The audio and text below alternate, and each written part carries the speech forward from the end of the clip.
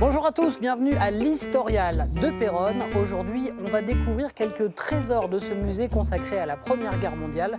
Enfin, sous réserve que... Ah, c'est bon, on peut y aller.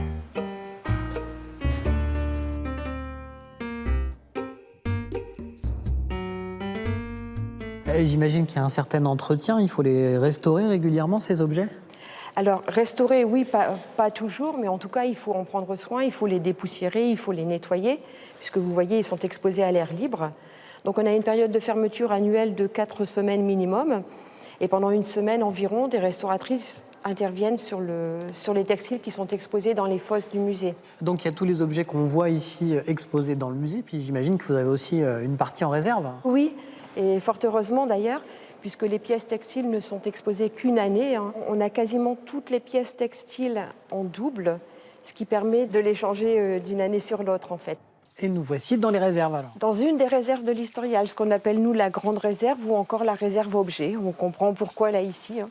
On a 2 autres espaces réserves, un espace réserve papier et un espace réserve avec des meubles à plan où sont stockées les affiches, les cartes d'état-major et aussi les gravures.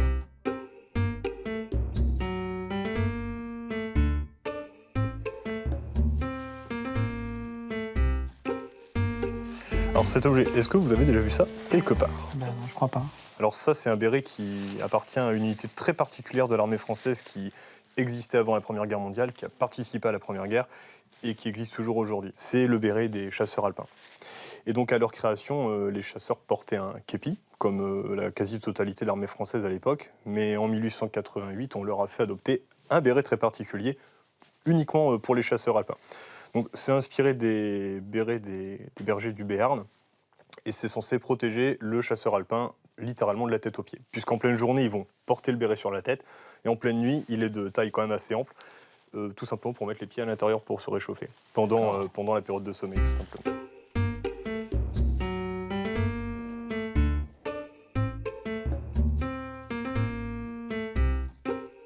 Alors les Zouaves, c'est une unité de l'armée française.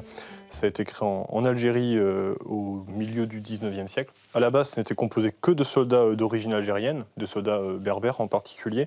Et dans l'armée française, en 1914, les Zouaves sont les quasi seuls soldats qui ont une réelle expérience du combat et qui ont un uniforme tout de même très très particulier, qui était vu comme un moyen de montrer un esprit de corps. En fait, ça donnait peut-être un meilleur esprit combatif aux soldats. Ils pouvaient faire confiance aux soldats qui allaient porter le même uniforme.